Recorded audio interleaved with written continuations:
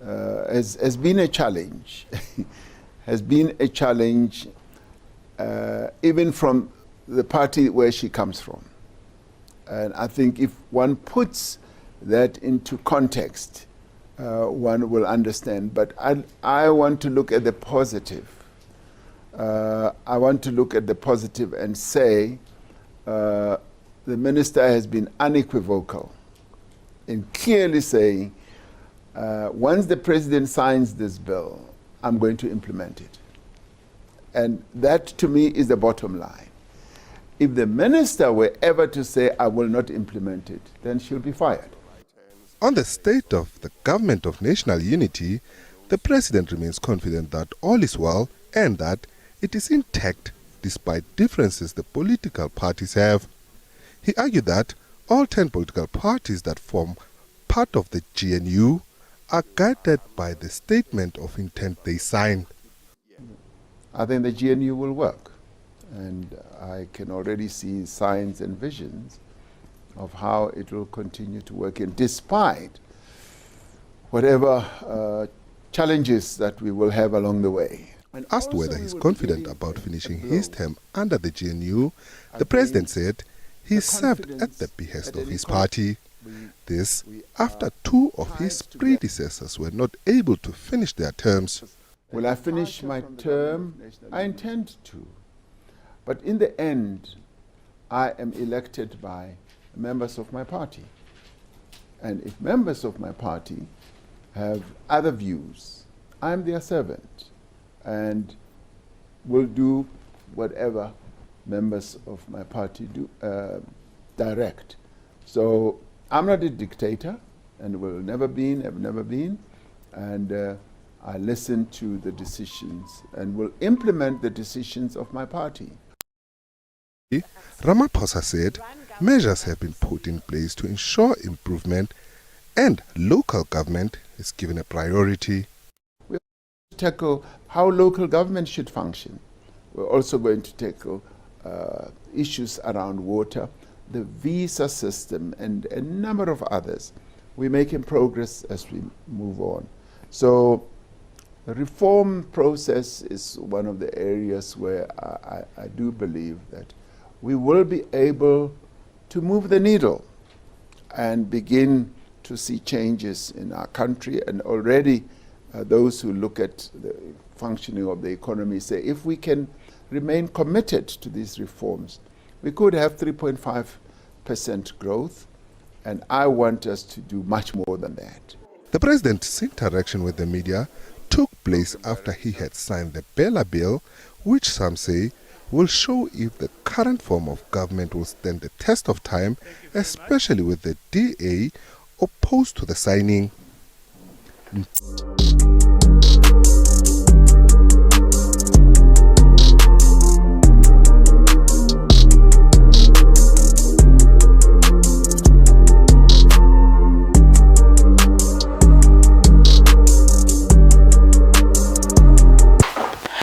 Machine politically incorrect. I've got a difficult relationship with this president of the ANC and of our country. You know, Sir Ramaphosa, I wanted to come here and applaud him for having made a sterling job in refusing the pressure from the Democratic Alliance and signing the Bella Bill into law. Now it's an act. So it's acting now. It's no longer a bill, and the reason he signed it, let's give credit to our democratic processes. The reason he signed it is because they took it all over and made consultation. I'm one of those who attended those consultations. So, by the way, those who came here just to understand the Bella Bill, I've done about 3 podcasts, mainly exposing the lies that religious organizations and political parties, of course, right-wing parties, right-wing organizations, the lies about the Bella Bill. So I've made those podcasts. Maybe I'll link it. I'll do the 2 videos at the end. Maybe if you want to rush in now, just click the asterisk or the mark at the bottom of the video. You'll see it. If you want to stop now, you can go there. But here's the thing. So the Bella Bill according to me, it's the most brilliant thing that these guys have done. The cowards, I call them the cowards, the ANC.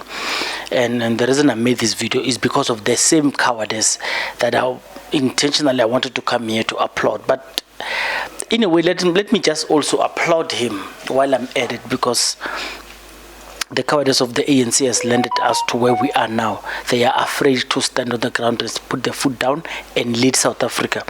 In a way, let's just give them a clap for at least signing the Bella bill into law. Now it's an act of parliament, it's an act of our law, of our constitution. It must be implemented. But what does this guy do? He over-consult. He signed it because it did not violate anything in the constitution. So normally it goes from white paper to blah, blah, blah. It goes through parliament. They took it for public consultation. This is where we came in. We went there, we listened, we championed the cause. People made written and verbal submissions into this thing. It went through various stages of what a bill goes and becomes law. And it passed the constitutional muster. It's a constitutionally legitimate law. But what do the right-wingers do? The ACDP, the Democratic Alliance, this neoliberal organization that protects white interests, they go there, they challenge this thing. No, in fact, they're not even challenging it. They are putting pressure on their blue-eyed boy, Ramaphosa, to go and not implement the law. Well, another credit to Ramaphosa, he says Gwarube is the Minister of Education, who is a DA. She writes a letter saying in her personal capacity she doesn't like the bill. And for her political landings, now she's showing us a political line. She also doesn't like the bill. She doesn't think the bill is all right. But of course, to be fair, because she's privileged, even if, I must emphasize, even if she liked the bill, because she belongs to DA, if she says she doesn't like it, Helen Zille will get rid of her. And now she's posturing now. She's twerking for Helen Zille to think she's okay. But as conflicted as she is, she writes a letter, she says she will implement it because it's her job to do it, but personally she doesn't feel like it. Let me tell you, if I were the president, I would fire her. But what Ramaphosa says, he says if she were to say she won't implement, he would fire her. Let me tell you, sitting there as it is, I would have fired her. I would have fired her if I was Ramaphosa, because I do not want, saying about the Bella bill is, if I were the president, if I was Cyril Ramaphosa, I would fire a minister who doesn't believe, because I want someone who believes. Because what does she do? She's going to sabotage this thing. She's going to sabotage the implementation of this thing. But Ramaphosa, a man who people claim he lends his consultation because he was a shop steward, he negotiated CODESA, and he's still negotiating. He says he's giving it 3 months, so it's a deferment. So he's deferring it for 3 months, and then he'll come back and implement it, if they don't agree. So basically, Ramaphosa is over-polishing something. Because remember, the reason they consulted is for these people to win. So let me give you an example. If the rest of South Africa, because this is what Ramaphosa is doing, you may not understand. If the rest of South Africa says they don't like this studio, DA says we like it, so DA must impose that thing to us. It can't be. That thing went to Parliament, where DA has a right to change it or to influence how it must be penned. It came to the public of South Africa. Public of South Africa said it's fine, and it was done. You see, that's why I tell people a dictatorship is the best. You understand? So when that happens, Ramaphosa, because he consults too much, the GNU can collapse if it needs to. It can collapse if it needs to, but it must not bully South Africans. Cyril Ramaphosa is over-leaning himself to appease Stellenbosch. These guys, these GNU guys, the DA, these guys are requesting something that is unrealistic. They want this thing to go back to Parliament. By law, the president will only take it back to Parliament if he's not happy and if he thinks this thing is constitutionally inconsistent, and if it think he will take it back to Parliament. But he didn't, because there was nothing in the constitution that stopped him from signing this thing. And he signs it, and then he says, I'll suspend it for 3 months. It's like he doesn't know, he doesn't like this position, but he doesn't want to make Mjolo partner happy, and then it's like he's softening the blow. But anyway, I want you to tell me what you think about it, because I'm very disappointed with Ramaphosa. I wanted to applaud him for signing this thing and giving South Africa a chance to have a new change. So, but let me tell you, so African speakers in South Africa are the most spoiled. You know, when they talk about South African white people, I know they listen to this channel.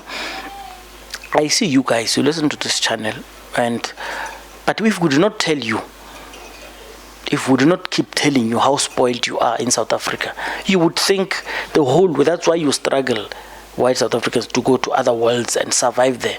It's because you are spoiled. You are spoiled by people like Ramaphosa, who's afraid to tell you are wrong whenever you are wrong, because you've got money. You've got money to even stop this whole podcast, because you are used to your money controlling everything. But let me tell you, you are wrong to want Africans to dominate languages of South Africa. You are very wrong, because the only reason clause 4 and 5, that's what makes Ramaphosa to delay this thing, this implementation by 3 months, of which I think it's even illegal, that thing. But anyway, the reason you don't want it is because of grade R. I don't think that thing, man. It's an admission clause. It's immaterial, guys. The Bella Bill was simple, guys. If you don't want, they just increased punitive measures for people who don't want to enroll their kids to school. I don't want, this podcast is not about technically reading the clause and stuff, but the clause 4 and 5, it just talks about that. The enrollment of grade R, when, at what age do you do that? We packed it. Clause 5 talks about, and I don't want to complicate it, I'm just giving you an umbrella. It talks about white Afrikaners insisting on having their powers. Let me repeat. They insist on having their powers, subjugating everyone. And this is, tell me what I debated this with a guy of Patriotic Alliance in Soshanguve. I gave him an example that if in Soshanguve the kids are speaking Sepedi, apologies for that.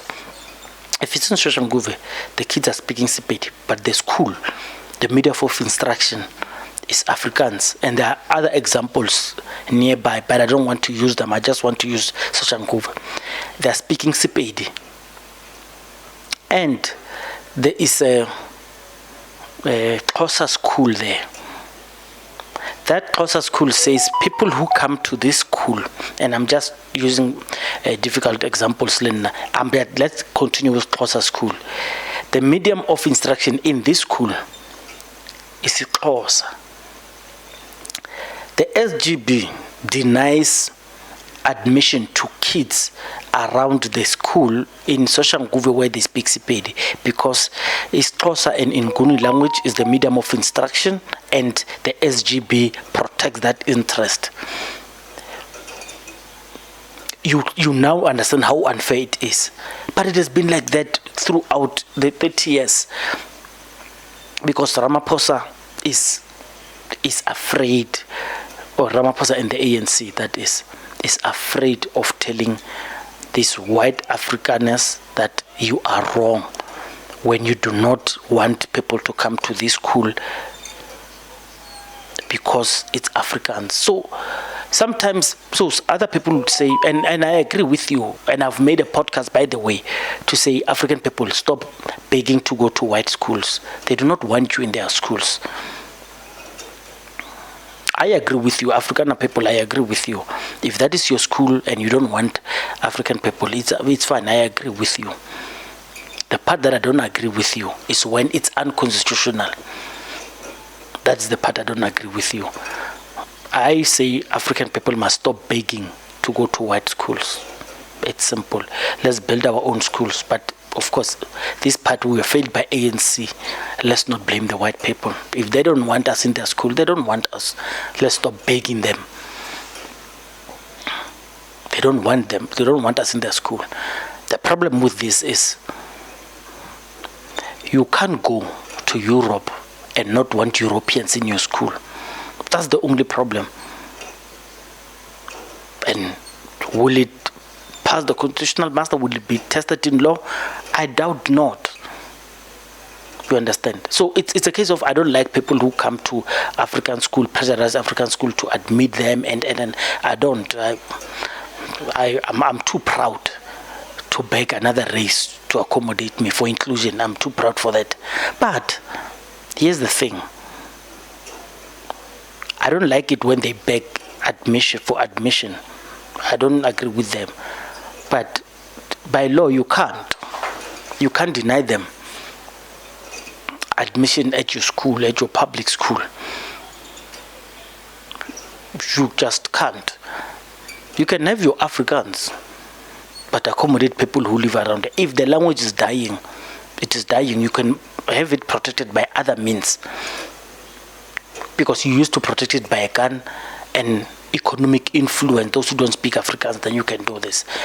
But admit, guys, you can protect your language of growth, but not impede other people's constitutional rights. Mashane Political Inquiry, tell me how you feel about this, because the Bella Bill has always about Africans, has always been about Africans. All this, we've demystified them. I think our people know. You can follow the if you want to understand technically and the lies that we've been spread about Bella Bill, you can follow the videos that are just here. Just go and listen to them. Mashane Political Inquiry, thank you. I don't want to overextend this. Itada. All right, as promised, let's try now to just talk about the Bella Bill. Of course, it's being signed into law on Friday. There's a public signing ceremony there by President Cyril Ramaphosa that is expected to take place at the Union buildings. There are some concerns that are being raised by some of you even as well tonight. So let's try and get some answers and also speak about just how far does it go to try and address some of the critical challenges that are being faced in the sector. Professor Mary Metcalf, UJ education specialist, joins us live now for this conversation. Prof, good afternoon to you, and thank you so much for your time. Thank you. Let's just start first with, there's been mixed reaction today when the announcement was made that Friday there's going to be a public signing ceremony. Some aren't happy about it, but others are saying it's a step in the right direction. Your take? Well, I think we must first of all just look at the legal position. The Basic Education Laws Amendment Bill has now passed through both houses of Parliament and been adopted. And it was adopted by the second house to adopt it was the National Council of Provinces, and that was in May of this year. So several months have passed. Now the President is in the position where the Constitution requires him to sign a bill into law unless he has reservations about the constitutionality of the bill. And he would generally take advice from lawyers, constitutional experts on the constitutionality. Once he is been assured that there's no constitutional problems, then he's actually obliged to not delay in passing it into law.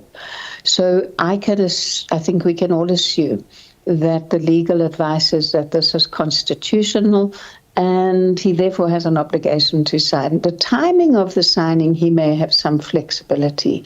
But if you look, Bongi, at the elements of the bill, around which there was the most controversy. And I'll just say what they are, and then you can decide which of those you want to talk about. So firstly, the making grade R compulsory, which means all children will have to go to school from the age of the year in which they turn 6. The second component is linked to that, because once education is compulsory, the state is obliged to make sure that there's places for all children. And that comes to the issue of who makes the policy around what language is taught at schools. And then the third area around which there was some discussion is homeschooling. And I'd like us to start right where you started, because it's one of the big questions, the grade R being compulsory for all. You're seeing some of those who are opposed to it. For example, I'll take the Democratic Alliance. They say that, the Department of Basic Education does not have the 12 billion rand, which they say is needed to implement this for all learners. That is that figure correct? And when it comes into the burden that it puts on the system, can it cope? Okay, so I can check the figure when I talk to you, but there is a substantial amount that is required to ensure that all children have a place in grade R. Where we are with the implementation of grade R in the country is that it's about 97% of children who are already attending grade R. Some of the amount that's required is to make sure that there's proper classrooms and facilities. The largest amount is because once grade R is compulsory, the state will have the obligation to actually pay the teachers' salaries. So the annual costs of the teachers' salaries of grade R is considerable. And those costs must be met from the budgets of the provinces. So it is correct that particularly in the National Council of Provinces, the DA raised concern about making grade R compulsory. Now, if you look at practice across the world and on the continent, making it 10 years of compulsory education actually brings us into line with the continent and with international norms. There will be a challenge in terms of meeting that bill, but if it sounds like a lot of money, and it is a lot of money, but we also need to remember that annually the amount of money that we spent across the country on basic education over the last 3 years has been well in excess of 500 billion. So the scale of the additional costs is going to require reprioritization. So earlier, pardon me for coming in there. There's a view as well. You talk about the language policy, and there are some who are saying that, especially when you read, the bill, it talks about how the HOD is going to be critical in this process when it comes to approving, some of what is put in front of him as an admission or even a language policy. So now, there are those who are saying, but why are you trying to take away the powers from the school governing bodies? But then others are saying, you're actually not. You are now harmonizing that these two entities actually work together in a much more collaborative, form. Does it harmonize, or does it take away the powers of the SGBs? Okay. This is what I think requires substantive discussion in the conversations that are going to be happening politically and across the country. There is no change to what has already been in legislation since 1996. What the Bella Bill does is to put into place procedures that must be followed. Now, why are those procedures important? The original South African Schools Act of 1996 said that school governing bodies may determine the language policy, provided there's no form of discrimination. Subsequently, there have been multiple court cases where, firstly, sometimes the state has been overruled because they didn't really follow a thorough and careful process. The principle that has been established is that because these are public schools, the state has the responsibility to make sure that all children who are in a particular locality have access to a school, and therefore the state can override. Now, if you look at Bella, it is so detailed now in terms of the procedures that must be followed. Every school governing body must submit the language policy. If the HOD, and let's just be realistic, this will be delegated to officials, they will then return it to the school governing body with recommendations, and there's criteria. The policy must take into account the needs of the broader community, must be in the best interests of the child. There must be enough classroom space. There must be enough resources. But it doesn't stop there. If the HOD does that and then still decides the school needs to have, for example, 2 languages, which is often the case, he can overrule the school, but he has to inform the school governing body. He has to make sure that every child gets a notice that informs the parents. He's got to give them a reasonable opportunity to make representations. He's got to conduct public hearings. He's then got to go back to the school governing body and inform them of the decisions, and he's got to take all of the necessary steps to make sure that the resources are there. That's quite interesting, and also something that you said as well, interesting around the delegation of work to the officials as well, because this is one of the areas of concern, because some are saying that how do you then hand over the administrative function to this one individual, because it's going to be burdensome on them. So you are saying that it's actually realistically going to be a group effort. It's not going to be a one-person effort. Absolutely. If you take a province like KwaZulu-Natal, there are 12,000 schools in the province. One man, one woman, maybe one woman could, but no person can approve all of that. Now, what's important about all of this is the reason we have laws is because we have courts that can review the process to make sure it's fair. The Bella Bill now makes all of the stipulations absolutely clear to the public and to the officials. If the department in any way infringes these processes that are spelled out in law, it would mean that if they were taken to court, they would lose. So it binds the department to reviewable decisions that are fair, procedurally thorough. Quite interesting. And your take on the regulation of the homeschooling sector?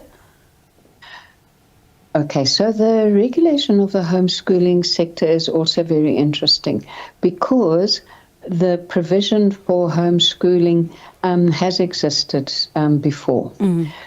What it now does is tighten the conditions which I believe are in the best interests of learners. So, for example, if you are going to homeschool your child and then get your child to apply to write the National Senior Certificate, the matric, there is an obligation that's now on the parent, supported by the department, to make sure that the child is able to comply with all of the requirements of the NSC. Have they submitted the year marks?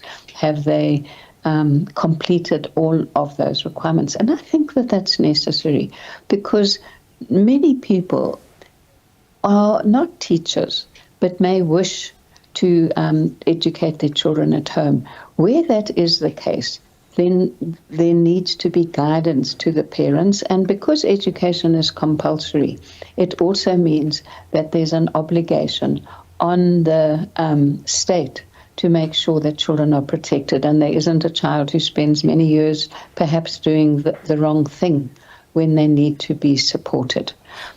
Quite an interesting take. I wish we had the whole evening just to unpack some sections in order to really just try and break it down for our viewers. But certainly what you've said to us is very helpful. Thank you so much for your time this afternoon. I appreciate it.